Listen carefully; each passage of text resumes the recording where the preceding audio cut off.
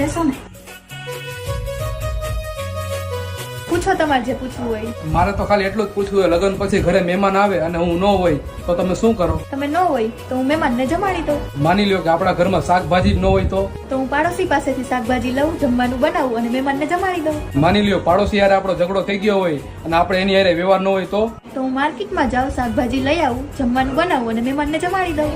માની લ્યો આપણી પાસે પૈસા જ ન હોય તો હું મારા ઘરેણા વેચી દઉં અને એ પૈસાથી શાકભાજી લઈ આવું, જમવાનું બનાવું અને મહેમાનને જમાડી દઉં. એ વાતે તમારે હોય 100% સાચી, એમાં ના નથી. પણ લગ્ન વખતે અમારે ઘરેણા કરાવવાની તેવડ ન હોય અને તમને ઘરેણા ન આપ્યા હોય તો હું તારી હારે લગ્ન જ શું કામ કરું? લુખ્ખા.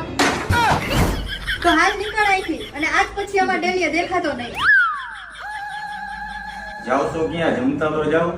નથી જમવું, ઈ જમવાનું કુવામાં નાખી દયો અને ઓલી અંદર હે ને એને નાખી દયો.